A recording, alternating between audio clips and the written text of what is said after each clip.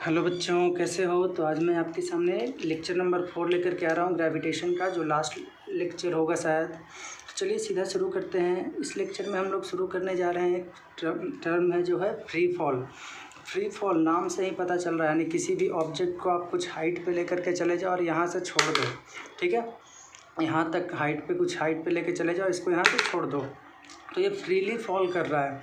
ठीक है, अब फ्रीली फॉल कहाँ गिरेगा, कहाँ हम सभी जानते हैं, हमने आपको पिछले लेक्चर्स में भी बताया हुआ है कि अगर किसी भी ऑब्जेक्ट को आप ऊपर से छोड़ते हो तो ये किसकी तरफ डायरेक्टेड होता है, यानी इसका डायरेक्शन किधर होता है, तो towards the centre of the earth. और क्यों नीचे आता है, तो due to gravitational pull of earth. तो इस पूरे सीन को अगर मैं इंग्लिश के शब्दों में बयां करना चाहूँ तो क्या लिख सकता हूँ कि एक बॉडी है। क्या, देखो अच्छे से समझना, एक बॉडी था, ये बॉडी है हमारे पास, इसको कुछ हाइट पे लेकर के चले गए। ठीक है, अब इसको यहाँ से छोड़ेंगे तो किधर जाएगा, towards the centre of the अर्थ। किसकी वजह से जाएगा, तो सिर्फ और सिर्फ किसकी वजह से जा रहा है, due to gravitational pull of earth. तो इसी पूरे को हम लोग बोलते हैं फ्री फॉल। इसी को अंग्रेजी के शब्दों में लिखा गया कि एक body falling towards the centre of earth. किसकी वजह से, तो due to influence of a single force only, एकमात्र फोर्स है। कौन सा वो फोर्स है, तो due to gravitational pull of the earth. उसी को हम लोग क्या बोलते हैं, फ्री फॉल। ठीक है, यानी सिंपली आप इसको ऐसे भी लिख सकते हो कि when a body is taken at some height and is left then it falls towards the centre of the earth under the influence of gravitational pull of the earth is called free fall. ठीक है, या a body falling freely from some height due to gravitational pull of the earth is called free fall। ठीक है, I think आपको समझ में आ गया होगा क्या होता है फ्री फॉल। अब देखो, फ्री फॉल अलग अलग बॉडी के लिए अलग अलग होता है। ठीक है, जैसे क्यों होता है अलग, मैं उसके बारे में भी बात करूँगा।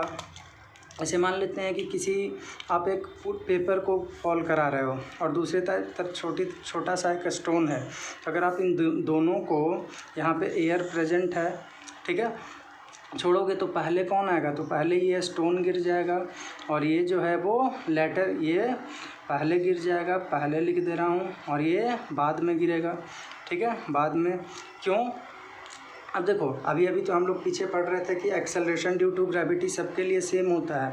तो देखो, एक्सेलरेशन ड्यू टू ग्रेविटी सबके लिए सेम होता है, लेकिन अगर दोनों एक ही समय में गिरता, कब गिरता, तो तब गिरेगा जब ये पूरा का पूरा सीन कैसा में होता, वैक्यूम में होता। ठीक है, यानी इफ़ वैक्यूम, यानी कोई भी एयर प्रेजेंट नहीं है, तब अगर वैक्यूम में होता then both will fall at same time, both will fall at same time. ठीक है, लेकिन अगर एयर प्रेजेंट होगा तो एयर रेजिस्टेंस की वजह से हवा भी रोकता है। ठीक है, यानी एयर भी रेजिस्टेंस पैदा करता है। और भी दूसरा कह सकते हो कि उसका सरफेस एरिया पे भी डिपेंड करता है। अभी आगे मैं बात करूँगा उस पर कि सरफेस एरिया ज़्यादा रहेगा तो उस पर देखो, मान लेते हैं कि ये है, तो ये जब नीचे गिरेगा तो इस पर सरफेस एरिया कम है इसका, तो कम रहेगा, तो इसमें क्या होगा, एयर रेजिस्टेंस ज़्यादा नहीं लगेगा। ठीक है, हवा कम रोकेगा ना। यही मान लेते हैं कि पूरा वाइड सा है एरिया, कोई भी पेपर है, ठीक है, या कोई बड़ा सा स्टोन है, सॉरी इस तरह से मैं बोल रहा हूँ कि लेट अस सपोज ये है, तो ये अगर ऊपर से फॉल कराओगे तब क्या होगा, इसमें सरफेस एरिया देख रहे हो कितना ज़्यादा है। तो सरफेस एरिया ज़्यादा होने की वजह से हम कह सकते हैं कि इसमें एयर रेजिस्टेंस पूरे पे हवा रोकेगा। ऐसे नीचे जा रहा है तो ये पूरा हवा इसके नीचे आएगा, तो हम लोग इससे सिंपली कह सकते हैं कि एयर रेजिस्टेंस ज़्यादा होगा, यानी हवा ज़्यादा रोकेगा। तो रोकेगा, जिसको रोकेगा वो बाद में गिरेगा, जिसको कम रोकेगा वो पहले गिर जाएगा। तो हवा रहने की वजह से ये पहले गिर जाएगा। ठीक है, और एयर का रेजिस्टेंस इस पर कम लग रहा है, उसकी वजह से पहले गिर जाएगा। इस पर एयर की रेजिस्टेंस ज़्यादा है तो ये बाद में गिरेगा। लेकिन जब एयर रहेगा ही नहीं, वैक्यूम रहेगा, तब क्या होगा, दोनों सेम टाइम में फॉल करेगा। ठीक है, आई थिंक आपको ये कॉन्सेप्ट भी समझ में अच्छे तरीके से आ गया होगा। ठीक है, अब एयर रेजिस्टेंस कौन कौन से फैक्टर पे डिपेंड करता है, अगर उस पर बात करेंगे तो क्या बोला जाएगा, देखो नोट में करके इसको हम लोग देख सकते हैं, लिख सकते हैं। देखो नोट में क्या लिखेंगे हम लोग कि the resistance due to air depends on the resistance due to air depends on, कौन कौन से फैक्टर पे डिपेंड करता है? तो देखो डिपेंड करता है सरफेस एरिया पे। अभी बात की है कि जिसका सरफेस एरिया ज़्यादा रहेगा उसमें एयर का रेजिस्टेंस ज़्यादा रहेगा, और जिसका सरफेस एरिया कम रहेगा उसमें एयर का रेजिस्टेंस कम रहेगा। शॉर्ट में मैं इसको ऐसे लिखूँ, सरफेस एरिया SA ज़्यादा होगा, ये इंक्रीजिंग का साइन है, मतलब ज़्यादा। सरफेस एरिया अगर ज़्यादा होगा तब क्या बोला जाएगा कि उसमें एयर का रेजिस्टेंस AR, एयर रेजिस्टेंस भी क्या होगा, ज़्यादा होगा। और एयर रेजिस्टेंस ज़्यादा होगा तब वो बॉडी पहले गिरेगा कि बाद में गिरेगा? तब वो बॉडी बाद में गिरेगा, ठीक है। यानी बॉडी जो है विल फॉल लेटर, बाद में गिरेगा। यही जस्ट उल्टा कर दो, सरफेस एरिया अगर कम रहेगा जिसका, तो उसमें एयर रेजिस्टेंस भी क्या होगा, कम रहेगा, ठीक है। सरफेस एरिया कम है तो हवा उससे कम कांटेक्ट में आ रहा है, और हवा कम कांटेक्ट में आ रहा है तो हम लोग कह सकते हैं कि उसमें एयर रेजिस्टेंस कम होगा, और एयर रेजिस्टेंस कम होगा तो वो बॉडी पहले गिर जाएगा, ठीक है। यानी बॉडी विल फॉल पहले, ठीक है। तो बॉडी पहले गिर जाएगा। आपको बात ये समझ में आ गया होगा। आप देखना इसमें एक बात और भी मैं लिख दे रहा हूँ कि सरफेस एरिया पे डिपेंड किया, दूसरा उसके वेलोसिटी पे भी डिपेंड करता है, ठीक है। मान लो किसी का वेलोसिटी ज़्यादा रहेगा ऊपर से गिरते समय तो वो पहले गिर जाएगा, ठीक है। और वेलोसिटी अगर कम रहेगा तो वो बाद में गिरेगा, सिंपल सी बात है। यानी वेलोसिटी अगर ज़्यादा रहेगा, वेलोसिटी इसको भी शॉर्ट में ऐसे ही लिख दे रहा हूँ, वेलोसिटी ज़्यादा रहेगा तो हम लोग क्या बोल सकते हैं कि एयर का रेजिस्टेंस उसमें लगेगा तो, ठीक है। लेकिन चलो एयर रेजिस्टेंस से इसका तुलना करते ही नहीं है। वेलोसिटी ज़्यादा रहेगा तो वो पहले गिर जाएगा, पहले गिरेगा, ठीक है। और वेलोसिटी कम रहेगा तो उल्टा समझ लेना अपना, वेलोसिटी कम रहेगा तो वो बाद में गिरेगा, बाद में नीचे आएगा, ठीक है। तो ये दो फैक्टर पे डिपेंड किया। एक और भी पॉइंट मैं यहाँ पे आपको बताना चाहूँगा, पहले आप इतने को छाप लीजिए अच्छे तरीके से, ठीक है। तो मैं इसको हटा रहा हूँ, वीडियो को पॉज करके छाप लेना। अब देखो दूसरा पॉइंट मैं आपको यहाँ पे क्या बताना चाह रहा हूँ, तो सेकंड पॉइंट मैं आपको यह बताना चाह रहा हूँ कि इस पूरे समय में एक और भी फैक्टर काम में आता है जिसको हम लोग इग्नोर करके चलते हैं। वो कौन सा है? तो बायोंड फोर्स को इग्नोर करके चलते हैं, ठीक है। यानी जितने भी अबव डिस्कशन हमने किया हुआ है उसमें बायोंड फोर्स को हम लोगों ने नेगलेक्ट किया हुआ है, ठीक है। वी नेगलेक्टेड, ऐसे ही जानकारी के लिए बता दे रहा हूँ, वी नेगलेक्टेड। आगे में एक चैप्टर है उसमें हम लोग इसके बारे में डिटेल में पढ़ेंगे, ठीक है। We neglected buoyant force during above discussion, ठीक है। ऊपर में जितने भी डिस्कशन हमने किए हैं उसमें बायोंड फोर्स को हम लोगों ने क्या किया हुआ है? नेगलेक्ट किया हुआ है, ठीक है। अब आगे में आता है कि equations of motion of A freely falling body, यानी किस तरह का इक्वेशन कैसे काम करता है उस पर हम लोग चर्चा करेंगे। आप इतना को छाप लीजिए पहले। अब देखो इक्वेशंस पढ़ने से पहले एक कॉन्सेप्ट हम लोग पढ़ लेते हैं नोट में करके। देखो जो एक्सेलरेशन, हम लोग दो टर्म पढ़े हैं। पहले चैप्टर में हम लोगों ने पढ़ा था एक्सेलरेशन, और इस चैप्टर में हम लोग पढ़े एक्सेलरेशन ड्यू टू ग्रेविटी।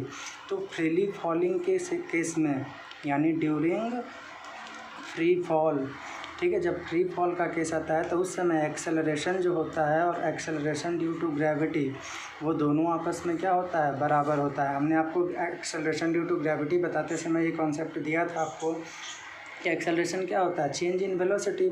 अब यहाँ पे चेंज इन वेलोसिटी किसकी वजह से हो रहा था इस चैप्टर में? ग्रेविटी की वजह से, यानी gravitational pull of the earth की वजह से।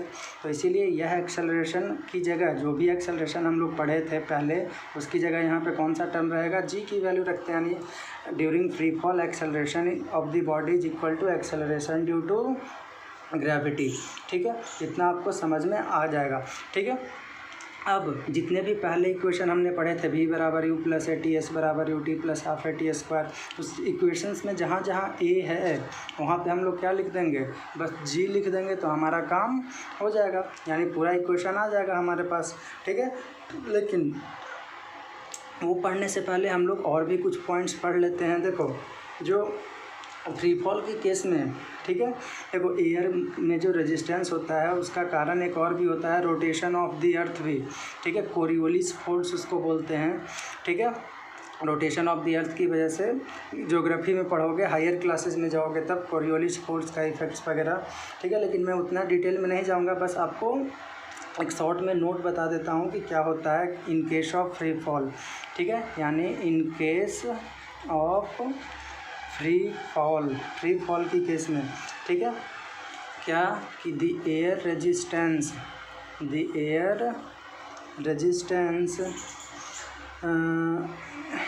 in case of free fall, the air resistance effects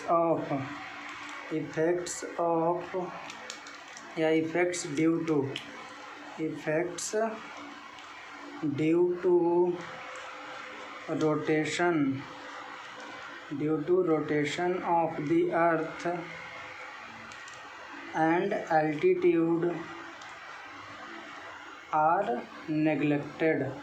इसको नेगलेक्ट करके हम लोग चलते हैं, क्योंकि सब कुछ आप 9th क्लास में ही नहीं पढ़ सकते हो, कुछ चीज़ें हायर क्लासेस के लिए भी रहने देना चाहिए, है ना, कि हाँ भाई हायर क्लासेस में जाएंगे तो और उसके अंदर उस टॉपिक के अंदर डिटेल में घुस करके हम लोग पढ़ेंगे।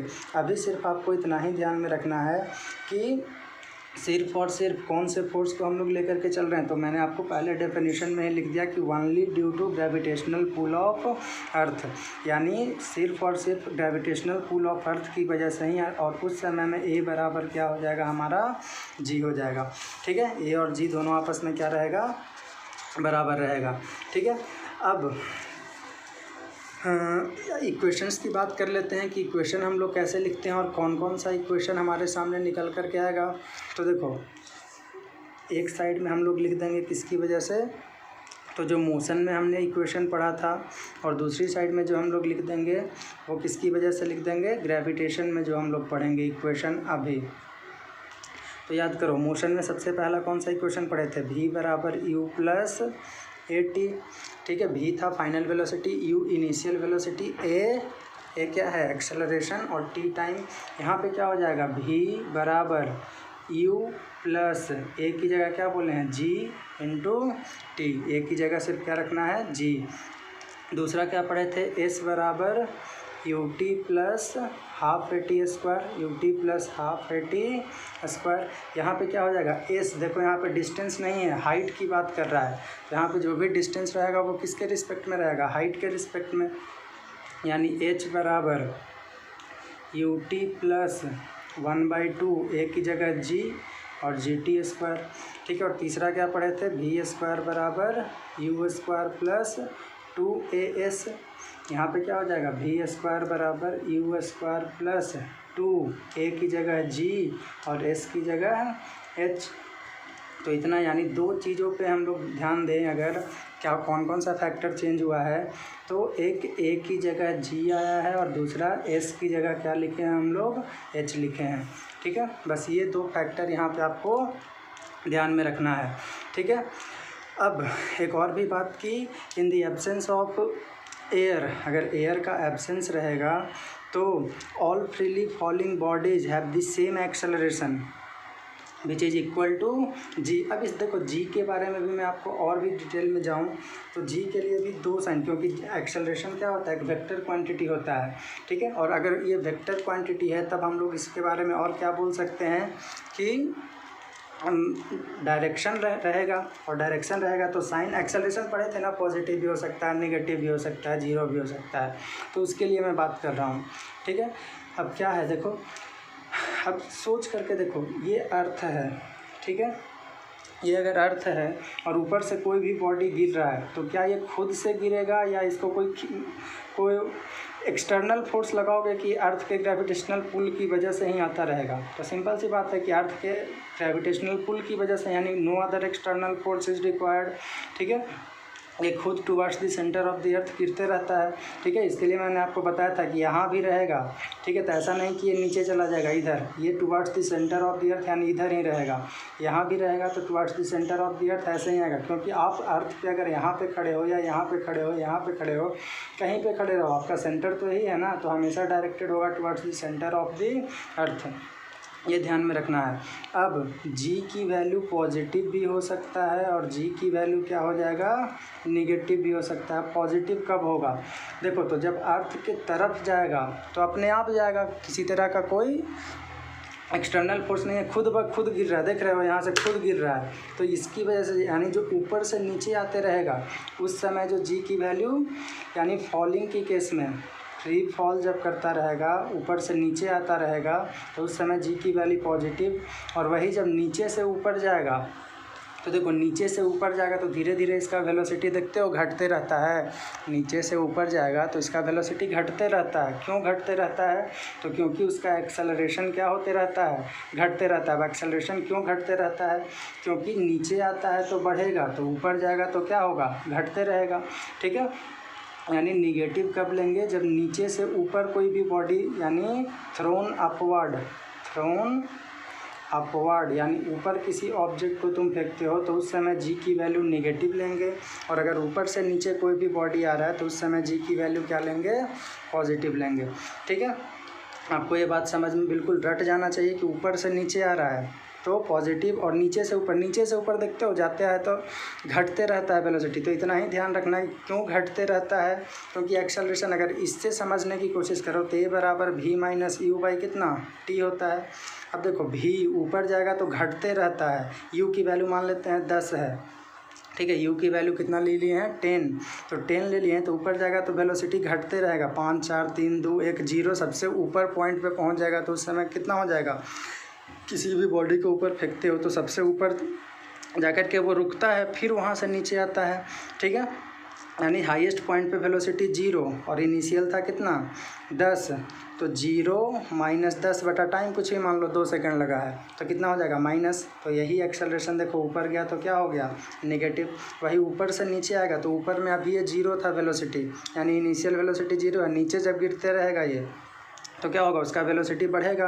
मान लेते हैं बढ़ कर के 10 हो गया तो 10 माइनस 0 बटा 2 कितना? इस समय 5 आ जाएगा। तो यही बात मैं आपको बता रहा हूँ कि जब जी ऊपर जाएगा तो नेगेटिव, और ऊपर से नीचे आएगा कोई भी बॉडी तो उस समय क्या हो जाएगा? पॉजिटिव हो जाएगा। ठीक है, आई थिंक ये भी बात आपको समझ में आ गया होगा। अब इस पर कुछ क्वेश्चन देख लेते हैं।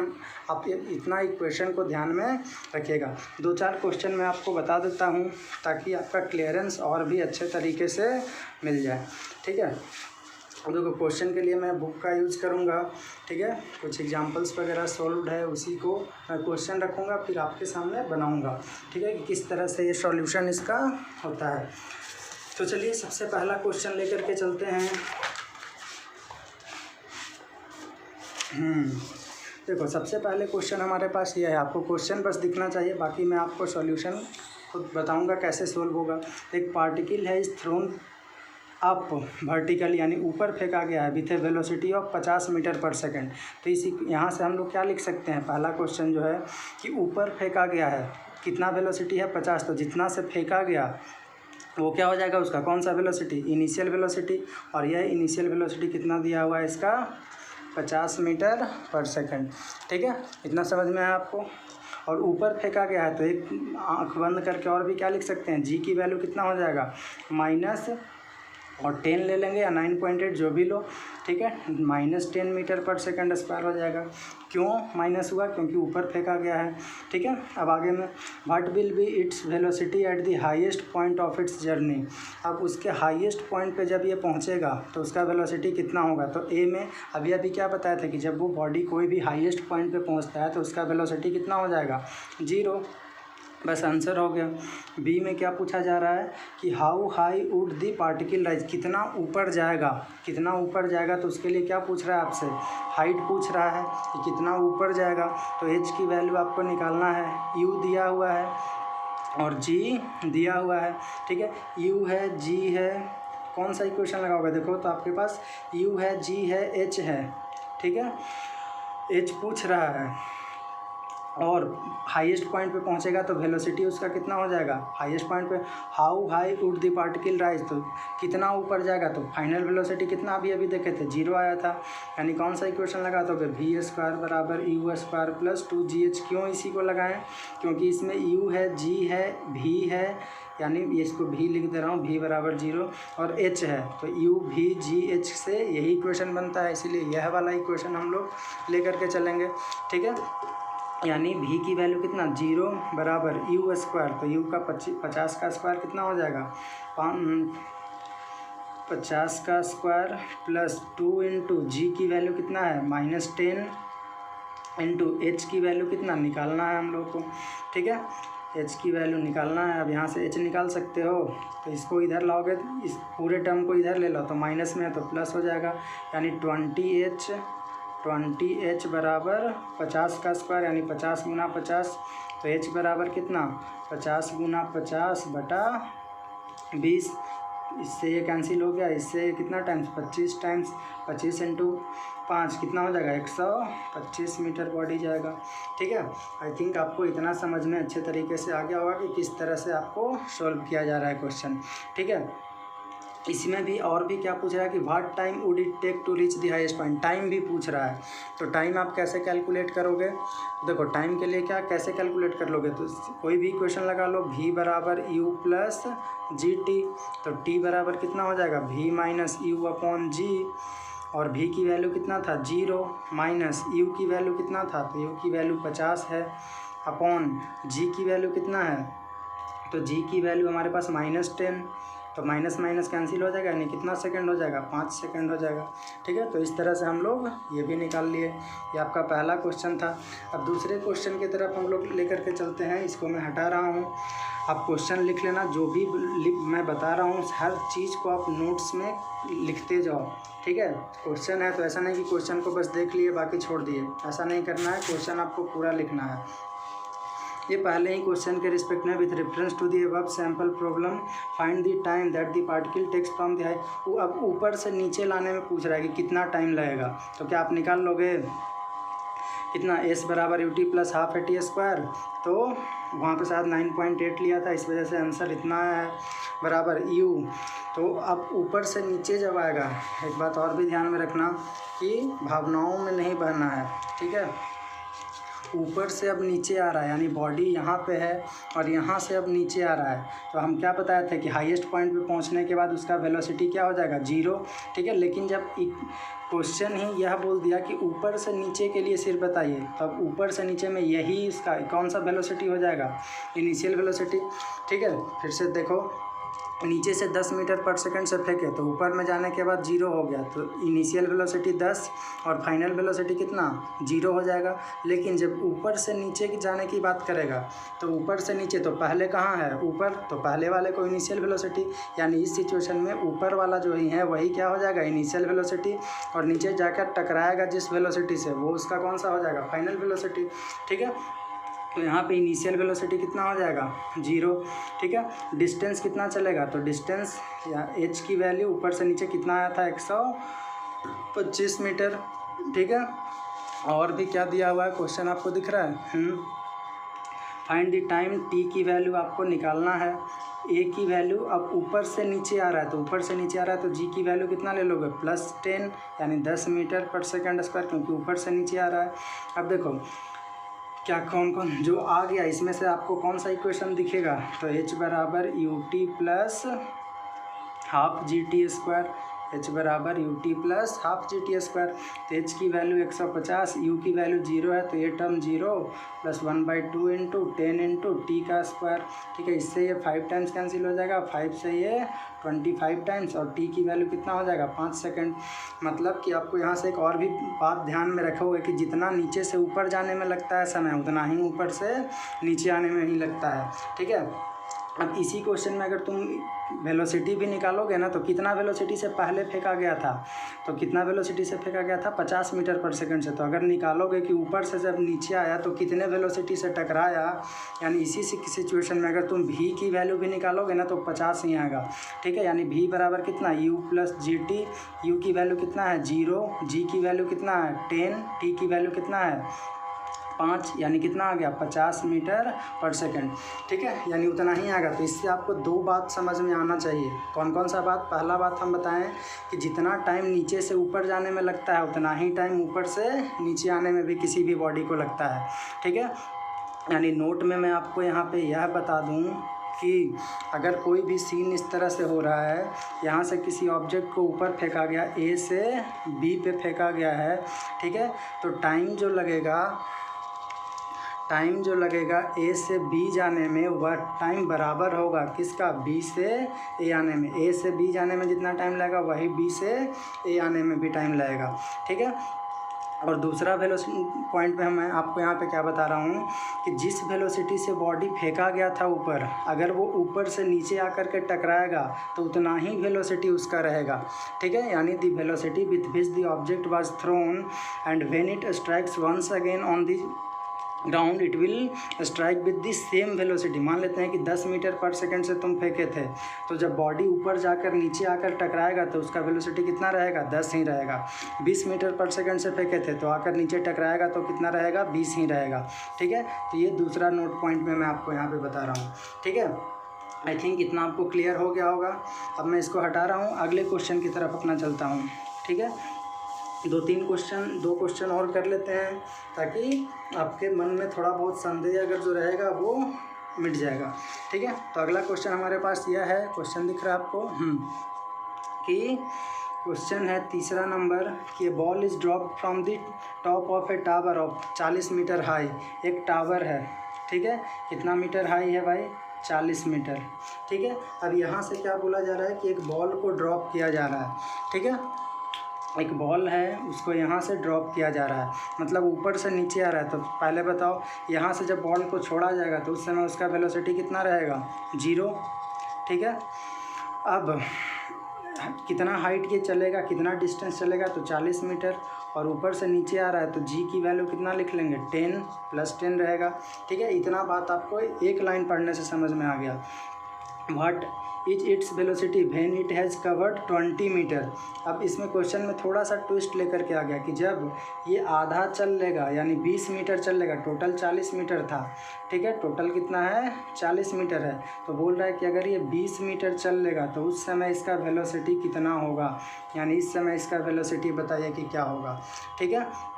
तो ध्यान देना अच्छे से, इनिशियल वेलोसिटी तो इतना ही रहेगा। हाइट की वैल्यू कितना बोल रहा है, 20 मीटर पे ही बोल रहा है, ठीक है, कि 20 मीटर पे उसका वेलोसिटी कितना होगा। जी की वैल्यू इतना, भी की वैल्यू आपसे पूछा जा रहा है, तो क्या निकाल लोगे, v² = u² + 2gh, ठीक है, यूज कर लोगे सिंपली।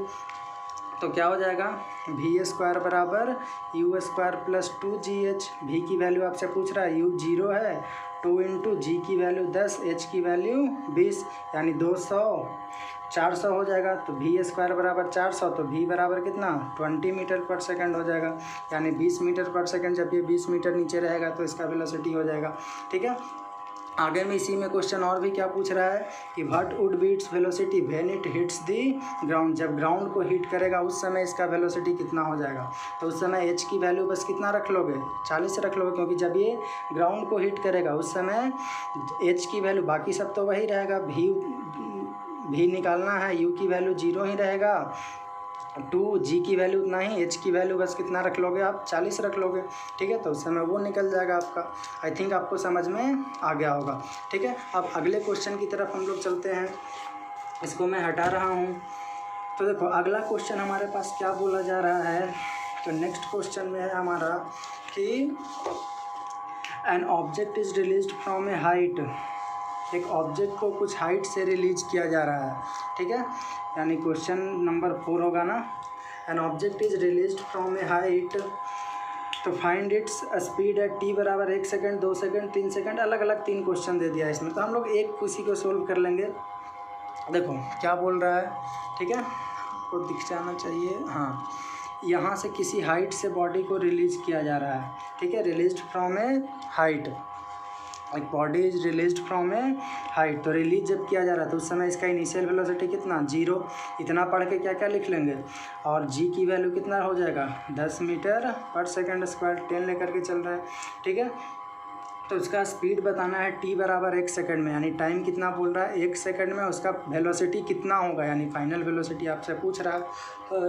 कौन सा इक्वेशन लगा लोगे, v = u + gt।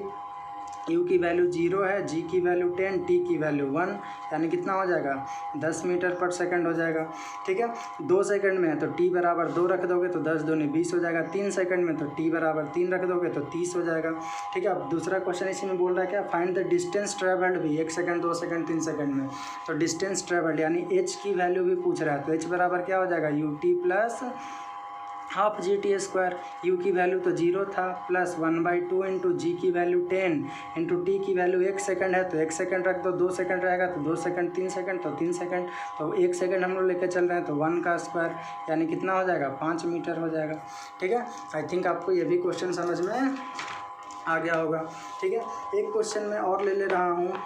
ठीक है, हाँ चलो ठीक है, अगला क्वेश्चन हम यह ले रहे हैं कि एक बॉडी है drops from the edge of a rope.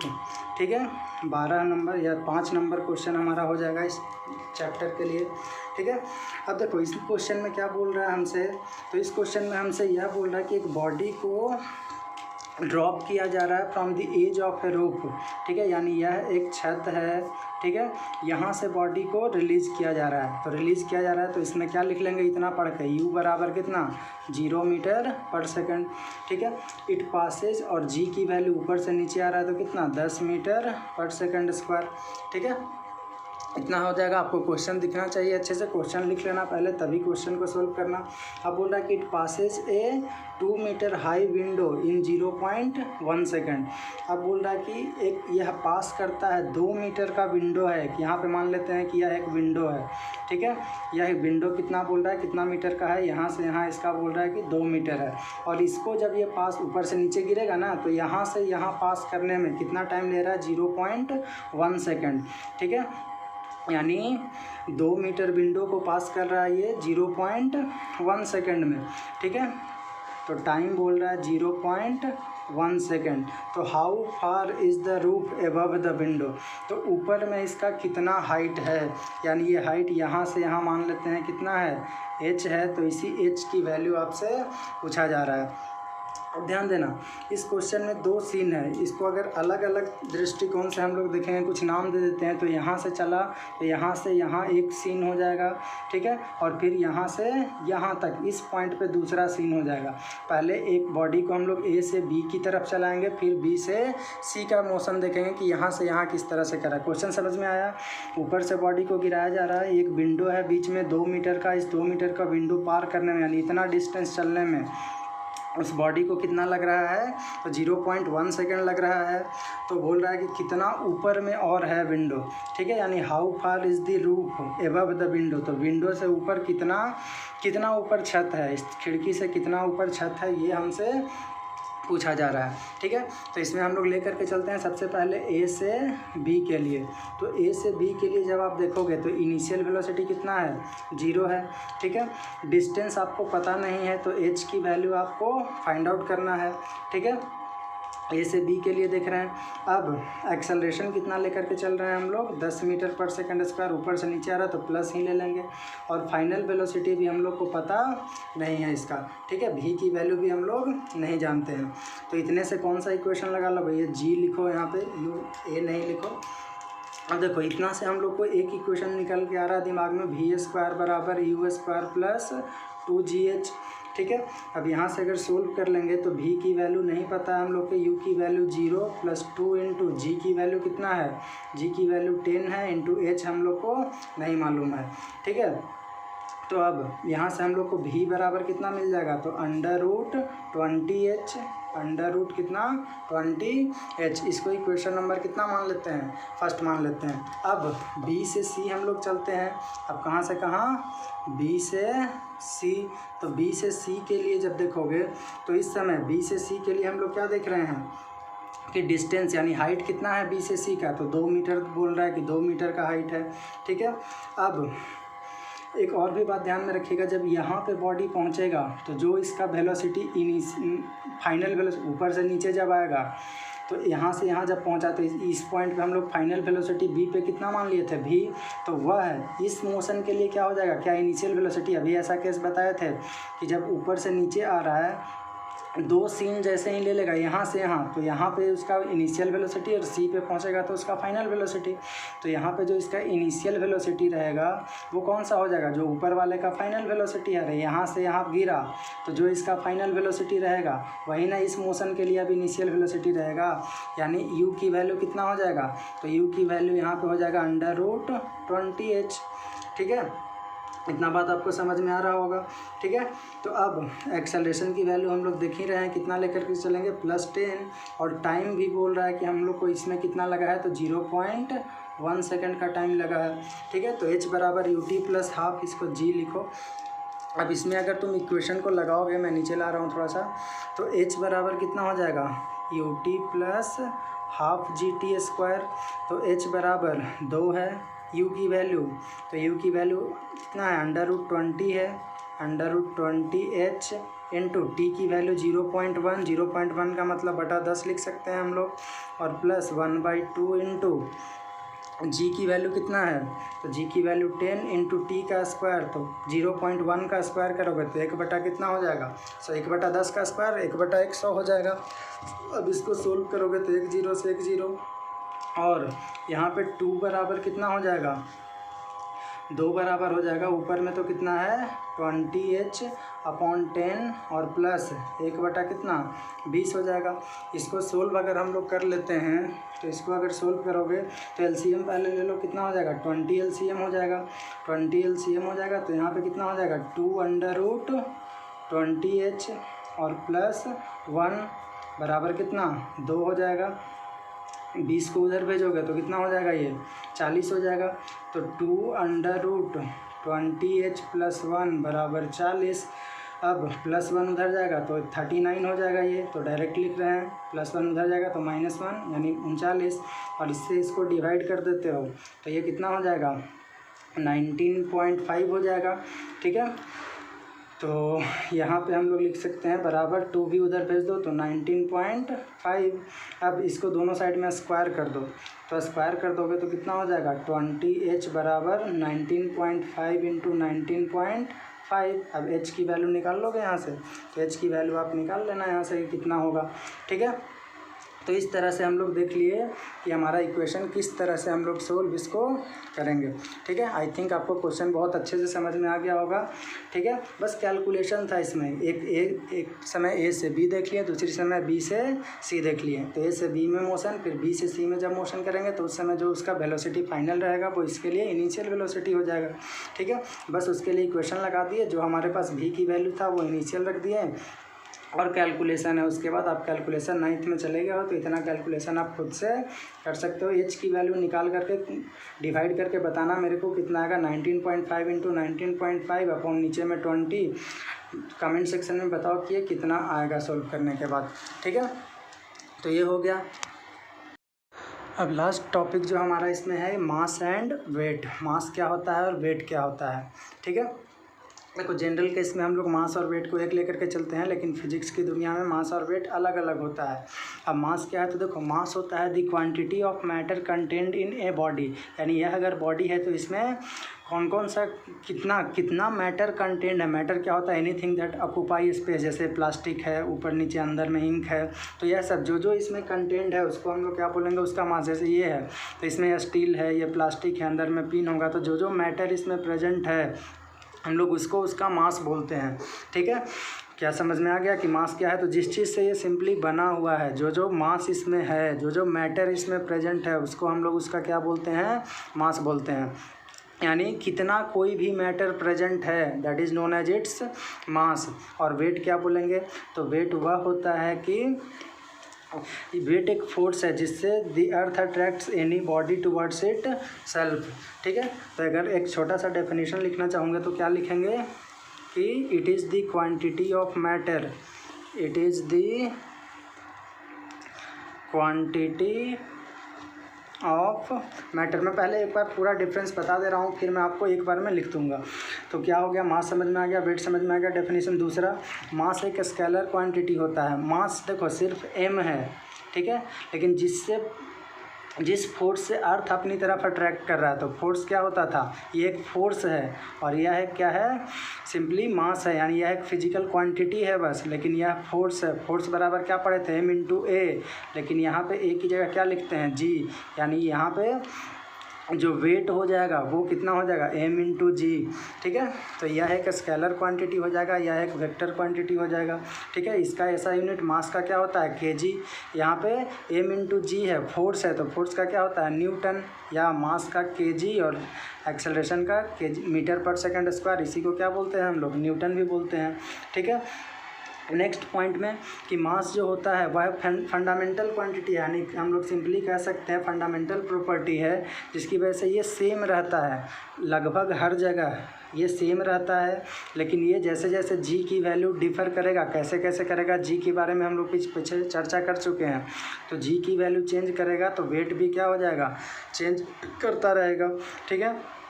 Next अगला में है कि यह इसको हम लोग सिंपल बैलेंस से मेजर करते हैं, जिसको पैन बैलेंस बोलते हैं, ठीक है। मास को तराजू जो होता है पैन वाला दोनों साइड में लगा हुआ आता है, उससे हम लोग मेजर कर लेते हैं, लेकिन वेट को हम लोग स्प्रिंग बैलेंस से मेजर करते हैं। तो यह इन दोनों के बीच में डिफरेंस हो गया, ठीक है। तो मैं एक बार इसको लिख देता हूँ। तो ये मैंने कुछ यहाँ पे बेसिक डिफरेंस लिख दिया है कि it is the quantity of matter contained in a body, और it is the force with which earth attracts any body या अट्रैक्ट्स ए बॉडी। दूसरा में कि इट इज़ जस्ट क्या है m है, लेकिन यह क्या है m इंटू जी है। यह एक स्केलर क्वांटिटी होता है, यह एक वेक्टर, क्योंकि फोर्स वेक्टर क्वांटिटी है तो यह भी वेक्टर हो जाएगा। इट रिमेन सेम एनीवेयर, कहीं भी जाओ ये मास सेम रहता है, लेकिन जी की वैल्यू अलग अलग जगह पे अलग अलग होता है। हम लोग पिछले टॉपिक में बात कर चुके हैं कैसे कैसे जी वेरी करता है। इसको पैन बैलेंस से मेजर करते हैं, इसको स्प्रिंग बैलेंस से मेजर करते हैं, ठीक है। तो यह कुछ बेसिक डिफरेंस हो गया, ठीक है। अब कुछ नोट पॉइंट मैं आपको और भी बता करके चैप्टर ख़त्म करता हूँ। अब देखो क्या क्या पॉइंट हम लोग देख लेंगे। तो सबसे पहला पॉइंट में कि जी की वैल्यू मून पे अगर तुम देखोगे, जी की वैल्यू के लिए जी बराबर कितना बताए थे Gm/r स्क्वायर, ये पहले भी मैंने शायद चर्चा किया हुआ है। तो अगर मून पे तुम निकालोगे तो जी की वैल्यू तो सेम है सभी जगह के लिए, कितना 6.67 into 10⁻⁻11 mass of the moon. तो मास ऑफ द मून देखोगे तो ये होता है लगभग 7.3 इंटू 10⁻22 kg अपॉन आर का स्क्वायर। तो रेडियस ऑफ द मून, तो रेडियस ऑफ द मून कितना होता है 1.74 इंटू 10⁻6 मीटर। तो इसका स्क्वायर कर दोगे, अब इसको तुम गुना भागा करोगे तो ये कितना आ जाएगा लगभग 1.6 आ जाता है, ठीक है। अब 1.6 मतलब इसको और भी हम लोग क्या बोल सकते हैं कि जी की वैल्यू मून पे जो होता है वो जी की वैल्यू अर्थ से 1/6, 16×6 = 9.6 9.8 होता है ऐसे, ठीक है। इसको हम लोग कितना लिख सकते हैं 16/100। तो 16/100 16×6 लगभग 1/6 होता है। तो एग्जैक्टली बराबर नहीं होता है, लगभग ये होता है कितना 1/6 होता है, ठीक है अर्थ का। तो ये आपको ध्यान में रखना है। दूसरा, तो सेकंड पॉइंट में हम लोग आपको पिछले लेक्चर में ही बताया था क्या कि जी की वैल्यू सेंटर ऑफ द अर्थ पे कितना होता है 0 होता है, ठीक है। यह दोनों बात आपको ध्यान में रखना है। अब देखो पर्सन जो होता है एक, अगर कोई भी मान लेते हैं कि स्पेसशिप जो मूव कर रहा है स्पेस में, वहाँ पे क्या होता है पर्सन वेटलेसनेस एक्सपीरियंस करता है। क्यों वेटलेसनेस एक्सपीरियंस करता है, क्योंकि वहाँ पे जी की वैल्यू कितना होता है, स्पेस में चले जाओ तो ग्रेविटी नहीं है, तो जी नहीं है, तो जी की वैल्यू अगर 0 है, तो जी की वैल्यू 0 है तो हम लोग क्या देखेंगे उस समय वेटलेसनेस महसूस करेगा, ठीक है। तो दूसरा पॉइंट में ये सब मौखिक रूप में मैं आपको बता दे रहा हूँ। दूसरा मान लेते हैं कोई पर्सन हेलीकॉप्टर से कूद रहा है नीचे में, आर्मी वगैरह है, तो जब तक पैराशूट नहीं खुलता है तब तक हम लोग क्या बोलेंगे कि जो पर्सन होता है वो कैसा महसूस करता है, वेटलेसनेस महसूस करता है, ठीक है। तो अब इससे 1-2 न्यूमेरिकल भी आप पूछा जाता है कभी कभी, तो उसको भी मैं आपको बता दे रहा हूँ। देखो 1-2 न्यूमेरिकल है, कौन कौन सा न्यूमेरिकल है, मान लेते हैं कि वेट ऑफ ए गर्ल, पहला है कि weight of a girl is, मान लेते हैं कि है 294 न्यूटन, वेट इतना बोल रहा है। तो पूछ रहा है आपसे कि फाइंड मास फाइंड कीजिए। तो वेट इतना है, W बराबर कितना है 294, ठीक है। तो आपसे मास पूछ रहा है तो W बराबर क्या होता है m इंटू जी, अभी ऊपर में पढ़े हैं, तो m इंटू जी बराबर 294। तो m की वैल्यू यहाँ से कितना होगा इतना बटा 294 अपॉन जी की वैल्यू 9.8 ले लोगे तो ये लगभग कितना आ जाएगा 30 kg आ जाएगा, ठीक है। तो इस तरह से क्वेश्चन भी पूछा जा सकता है, ठीक है। एक क्वेश्चन मैं और इसमें ले रहा हूँ, इसको मैं हटा रहा हूँ। देखो क्वेश्चन नंबर सेकंड हम लोग क्या लेकर के चल रहे हैं कि weight of an object 294 Newton है, कहाँ पे, अर्थ पे। अब बोल रहा है कि उसको 200 किलोमीटर ऊपर लेकर के गए हैं हम लोग, तो 200 किलोमीटर ऊपर में उसका वेट क्या होगा, ठीक है। तो वेट अर्थ पे हम लोग कितना पढ़े हैं, वेट अर्थ पे m/g की वैल्यू भी कहाँ, अर्थ पे लेकर के चलेंगे, ठीक है। अब h हाइट ऊपर ले गया है तो g की वैल्यू h हाइट पे डिफ़र करता है, ठीक है। यानी weight h height, weight h height पे कितना हो जाएगा, तो ये अर्थ पे ही है, ठीक है। m/g भी कहाँ लेकर के चल लेंगे, h हाइट पे ले लेंगे, ठीक है। तो h हाइट पे g की वैल्यू कितना पढ़े थे, याद करो, g at h height, g की वैल्यू एट h हाइट बराबर कितना आ गया था हम लोगों को, तो बराबर m डायरेक्टली यहाँ पे लिख दे रहे हैं g into r upon r plus h का क्या हो जाएगा, होल स्क्वायर, ठीक है। इतना पढ़े थे पिछला लेक्चर, अब देख लीजिएगा, समझ में आ जाएगा। g एट h हाइट कितना होता है, g into r upon r plus h का होल स्क्वायर होता है, ठीक है। पिछले लेक्चर में मैंने सबका प्रूफ वगैरह भी बताया हुआ है, कैसे क्या होगा, किसको कैसे यूज़ करना है, कब, उसके लिए भी क्वेश्चन मैंने आपको न्यूमेरिकल बताया हुआ है, ठीक है। तो बराबर m की वैल्यू m/g, तो m की वैल्यू कितना हो जाएगा, तो m/g सीधा हम लोग को दिया है, वेट है तो वेट का मतलब m/g दिया हुआ है कितना, 294 इंटू r, तो r रेडियस ऑफ द अर्थ कितना होता है 6400, ये सब क्वेश्चन में दिया रहेगा, अपॉन 6400 प्लस h की वैल्यू कितना है 200 किलोमीटर है, ठीक है। इसका स्क्वायर हो जाएगा। अब इसको सोल्व कर लोगे तो 294 इंटू ऊपर में 6400 बटा नीचे में कितना हो जाएगा 6600, 2 0 से 2 0 कैंसिल। अब इसको सोल्व कर लोगे तो ये आ जाएगा 276.45 न्यूटन, ठीक है। तो इस तरह से हमारा चैप्टर ये समाप्त होता है, ग्रेविटेशन, ठीक है। अगला चैप्टर हम लोग दूसरा स्टार्ट करेंगे, तो फिर उस पर फ्लोटिंग बॉडीज है, तो उसमें हम लोग बात करेंगे क्या क्या होता है, बहुत ही इंपॉर्टेंट चैप्टर है वो भी, ठीक है। प्रेशर वगैरह का टर्म जितना भी है प्रेशर वो उसी में आ जाएगा, ठीक है। तो आज के लिए मैं इतना ही, चैप्टर के लास्ट में मैं आपको 50-100 क्वेश्चन दे दूंगा, आप देख लीजिएगा क्या है कैसा है, ठीक है। नहीं तो आपके पास जो भी बुक है उसमें से आप जितना भी क्वेश्चन है आपके पास उसको आप सोल्व कर सकते हो, ठीक है। तो आज के लिए इतना ही बच्चों, धन्यवाद, जय हिंद।